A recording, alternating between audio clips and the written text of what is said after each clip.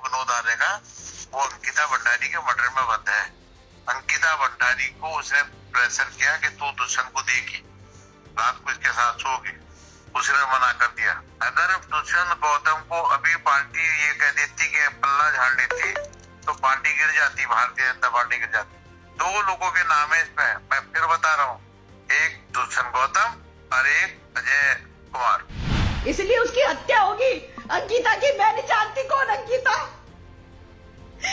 मैं नहीं जानती कौन अंकिता भंडारी। रोज मेरी ऑडियो वीडियो जारी करती है, तरह तरह के आरोप लगाकर मुझे बदनाम करने का काम करती है। दोस्तों, आए दिन अंकिता भंडारी केस में नए नए खुलासे हो रहे हैं और हैरान कर देने वाले, जिसको देख करके आप चौंक जाएंगे। अब देखिए, एक और वीडियो जारी किया है एक्ट्रेस उर्मिला जो है, उन्होंने एक वीडियो जारी किया है, मतलब वीडियो क्या, ऑडियो जारी किया है, जिसमें वो बैठी हुई नजर आ रही है, जो आपने अभी देखा। एक नाम बार बार सामने आ रहा है, दुष्यंत। बताया जा रहा है कि बहुत बड़ा राजनीतिक उनका कनेक्शन है। दोस्तों, याद होगा आपको 2022 का वो टाइम था जब अंकिता एक रिजॉर्ट में, एक होटल में काम किया करती थी, और उस रात जब उस पर प्रेशर डाला जा रहा था कि एक बड़े गेस्ट आने वाले हैं, उनको आपको एक्स्ट्रा सर्विस देनी है, जिसको लेकर के उसको और होटल मालिक का जो बेटा था, वो भी बीजेपी नेता के जो बेटे थे, उनसे बहुत नोक झोंक हुई थी, जिसके बाद उसे एक जगह ले जाया गया और धक्का दे करके गिरा दिया गया, और उसके बाद बवाल मचा। उसके बाद इस केस में 3 लोगों की गिरफ्तारी हुई। लेकिन अब जो खुलासे हो रहे हैं कि वो शख्स कौन था जिसको सर्विस देने की बात की जा रही, वो असल में दोस्तों कौन था, इस पर अब एक बार फिर से 3 साल के बाद बड़े बड़े राज खुलने शुरू हो चुके हैं और बड़े बड़े नाम सामने आ रहे हैं। आखिर क्या है ये पूरी कहानी, चलिए आपको बताते हैं। दोस्तों, 18 सितंबर 2022 को एक लड़की की जिंदगी खत्म हो गई थी। उसका नाम था अंकिता।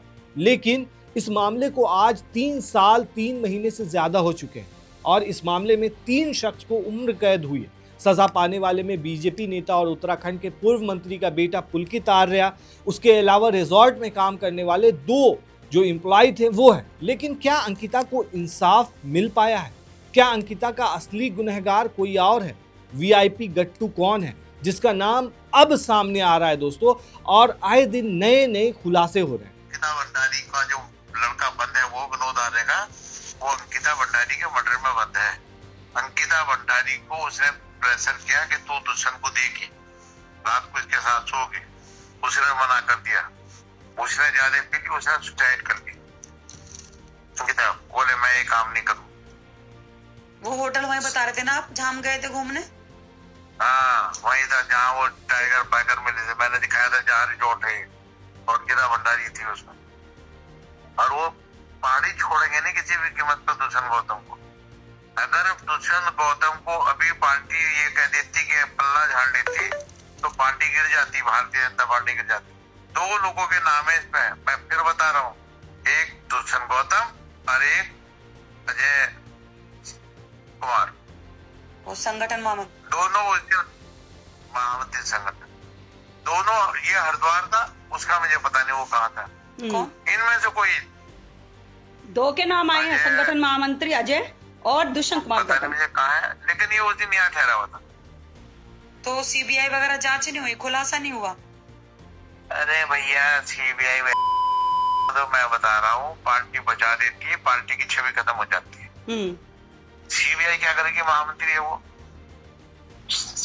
पार्टी धीरे से हटा देती है, बस बात है। बदनामी तो पार्टी की है ना। मुख्यमंत्री ने बचा रखा ना उसको। मुख्यमंत्री ने बचा रखा, ये शब्द इसके हैं, हमारे नहीं। सारी किस्सा तो पार्टी को लेके बैठ जाएगा, वो तो ऐसा मामला मैं बता रहा था। अभी तो चुनाव तो आने दो। पोस्टर आप घूमे ना, पोस्टर दुष्यंत गौतम के और अंकिता भंडारी के, मेरे मुंह पर देना।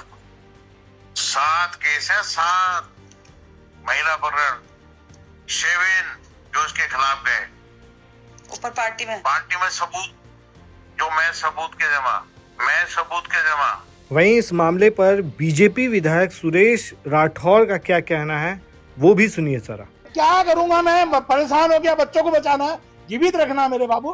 बार बार जब पुलिस के द्वारा कार्रवाई नहीं की जा रही थी, उसको गिरफ्तार नहीं किया जा रहा था, रोज मेरी ऑडियो वीडियो जारी करती है, तरह तरह के आरोप लगाकर मुझे बदनाम करने का काम करती है, तो मरता क्या नहीं करता। कहते हैं ना कि राजनीति में कोई भी इंसान फंस जाए और इन सब चक्रव्यूह में फंस जाए तो वो फिर कभी निकल नहीं पाता है। दोस्तों, कभी कभी एक साधारण सी नौकरी पूरे सिस्टम का डार्क फेस दिखा देती है।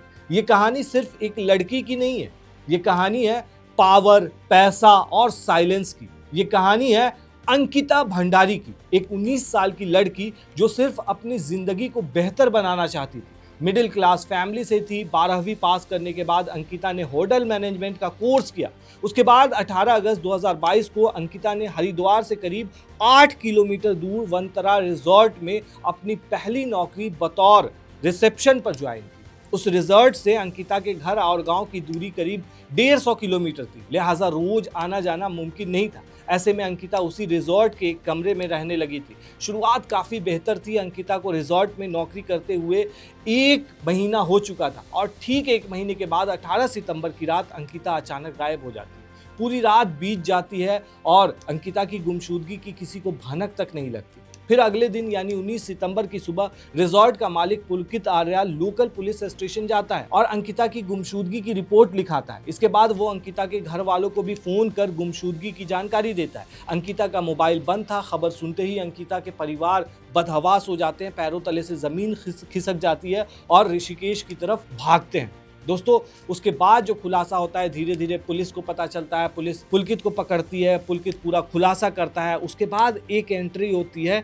चैट की, जो अंकिता ने अपने दोस्त को भेजी थी। जम्मू में उसका दोस्त रहता है, उसको बताई थी कि मुझ पे दबाव डाला जा रहा है कि किस तरीके से आपको एक एक्स्ट्रा सर्विस देनी है जिसके लिए मैं तैयार नहीं हूँ। उसके बाद पुलकित जो है उससे लड़ाई करने लगता है, फिर उसको घुमाने लेके जाता है और धक्का दे देता है। मामला यहाँ तक दब गया था। लेकिन अब कहानी में ट्विस्ट आ गया जब दोस्तों ये सामने आ रही है बात कि वो जो शख्स था जिसको एक्स्ट्रा सर्विस देने की बात की जा रही थी वो कौन था। उसको लेकर के जो एक्ट्रेस उर्मिला है उन्होंने बहुत बड़ा खुलासा किया है। दोस्तों, इस पूरे मामले पर आप क्या कहते हैं हमें कमेंट में ज़रूर बताएं।